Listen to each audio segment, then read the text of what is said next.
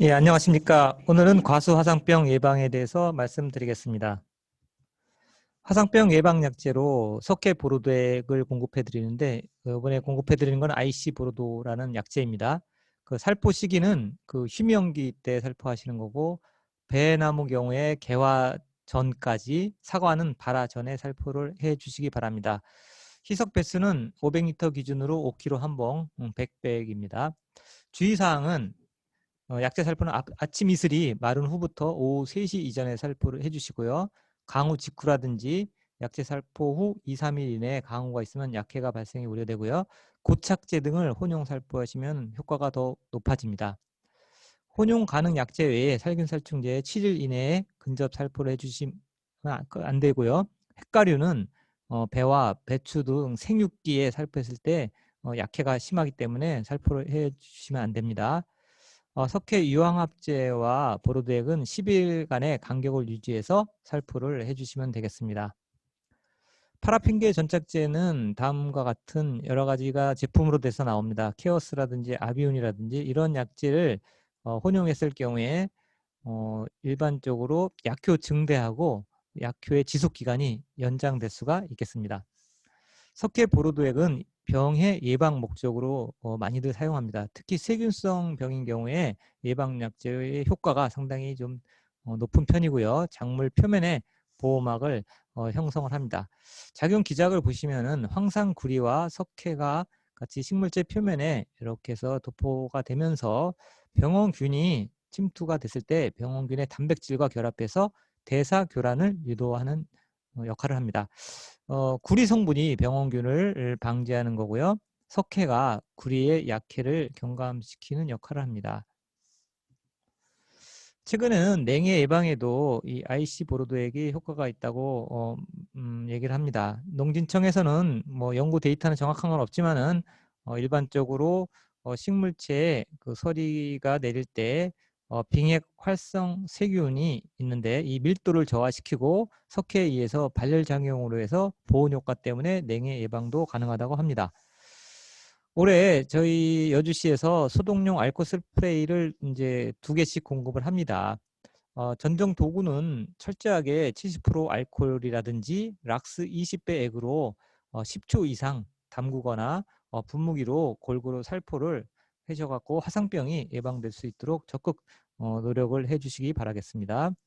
올해 추가적으로 되는 내용은 영농일지 작성입니다. 올해 영농일지도 같이 공급해 드리는데 소독 약제를 며칠날 살포했나, 작업 내용, 작업자 기록 등을 꼭 기록을 해 주시기 바라겠습니다.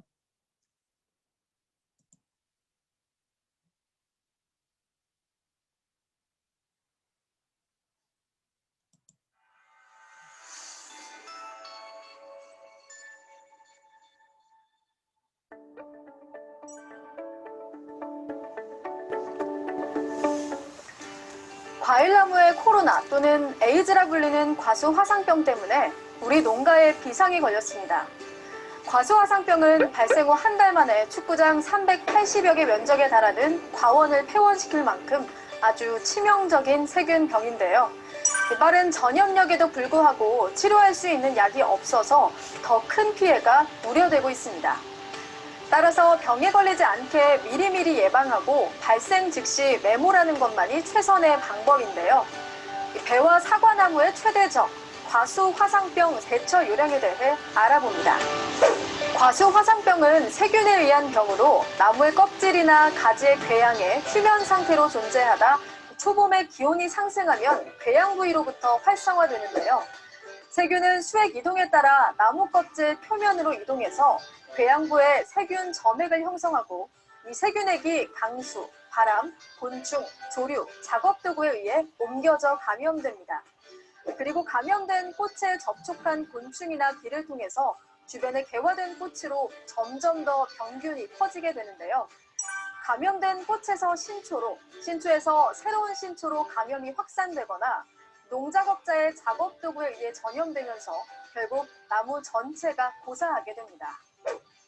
이름에서 알 수 있듯 화상병에 감염된 식물체는 이렇게 불에 탄 것처럼 가지, 꽃, 잎들이 괴사하는 현상을 보이는데요. 꽃은 물에 적신 듯이 시들면서 갈색으로 변하고 과일은 감염 부위가 검은색으로 변하고 마른 것처럼 보이며 잎은 시들어 사과나무에서는 갈색으로, 배나무에서는 검은색으로 변합니다. 또 가지와 새싹은 끝이 지팡이처럼 휘는데요. 습할 때는 신초에 이렇게 세균성 즙액이 나타나고 죽은 잎이 붙어있는 나무까지는 불에 의해 탄 것처럼 보입니다. 과수화상병은 현재까지도 확실한 방제 방법이 없습니다. 따라서 예찰을 철저히 해서 발생 즉시 신속하게 조치를 취해야 하는데요. 과원에서 화상병 증상이 있는 나무가 한 주만 발견돼도 농가에서는 시군농업기술센터, 도농업기술원, 농촌진흥청, 농림축산검역본부 또는 병해충 신고 대표 전화 1833-8572로 즉시 신고해야 합니다. 그리고 농촌진흥청, 농림축산검역본부, 지자체에서는 병이 의심된 가지를 우선 채취해 국립농업과학원 작물보호과로 보내고 임시조치로 의심주 제거 및 해당 과원 출입을 통제해야 합니다. 만약 고의나 과실로 발생 신고를 하지 않을 경우 농가는 보상금을 감액하거나 지급받지 못하며 500만 원 이하의 과태료 부과 대상이 될 수 있으니 예찰과 신고 꼭 기억해 주세요. 그리고 아직 발병하지 않은 농가에서는 과수 화상병 예방을 위해 다음 사항들을 반드시 준수하셔야 하는데요. 첫째, 작업자의 신발, 장갑, 가위 등을 수시로 소독해야 합니다. 소독 방법은 70% 알코올 또는 일반 락스 20배 희석액에 담그거나 분무기로 골고루 뿌려줍니다. 둘째는 방화곤충의 이동을 제한해야 합니다. 사과와 배 개화기에 화상병 발생지 반경 2km 이내에 수분용 방화곤충의 방사와 이동을 제한하고 곤충류를 방제하고 야생 벌집도 제거해야 합니다. 셋째는 건전한 접수와 묘목을 사용해야 하는데요. 과수 대목이나 접수 그리고 묘목은 화상병 발생 시군과 인접 시군 또는 외국이나 출처가 불분명한 지역의 것을 사용하지 않아야 합니다. 넷째는 나무의 궤양 부위를 제거하고 약재를 도포하는 건데요. 궤양은 주요 병원균의 서식처가 되기 때문에 전지 또는 전정할 때 궤양 증상가지로부터 아래를 절단한 후 등록된 도포 약재를 골고루 발라줍니다. 다섯째는 예방약재 방제입니다. 전국의 사과와 배 과수원은 개화 전 3월 하순에서 4월 중순 신초와 꽃눈 발화 시에 등록약재를 살포합니다. 또 발생지 시군 전체 또는 발생지 반경 5km의 인접 시군에선 추가적으로 4월 중순에서 5월 상순경 사과꽃과 배꽃이 80% 정도 핀 시점에서 5일 후 2차 살포하고 15일 후인 4월 하순에서 5월 중순경 다시 한번 살포해줍니다. 만약 내 과수원이나 주변의 농장에서 과수 화상병이 발생한다면 어떤 조치가 취해질지도 궁금하실 텐데요. 먼저 발생과원 나무의 반경 100m를 방제구역, 발견 지점 반경 2km 이내를 위험구역, 발견 지점 반경 5km 이내를 관리구역으로 설정해 체계적으로 관리합니다. 방제구역은 발생 과원의 발생 주율이 5% 미만인 경우 배는 발생한 나무만, 사과는 발생한 나무와 인접한 나무들을 모두 제거하고 발생 주율이 5% 이상일 경우엔 전체 나무를 뿌리째 뽑아 구덩이를 파고 식물을 넣은 후 중간과 상단부에 생석회를 살포해가며 매몰하거나 지정된 장소에서 소각하고 폐원을 결정합니다. 그리고 발생률이 5% 미만이더라도 두 곳 이상 산발적으로 발생될 경우에는 전체 과원을 폐원하고 폐원된 곳에선 3년간 사과와 배 등 화상병 기주식물 재배가 금지됩니다. 하지만 비기주 작물은 폐원 완료 후 바로 식재해 재배가 가능한데요. 마지막으로 방제구역을 비롯한 위험구역과 관리구역은 화상병 예방을 위해서 개화 전에 한 번, 만개 후 2번에 걸쳐 약재 방제를 해야 합니다.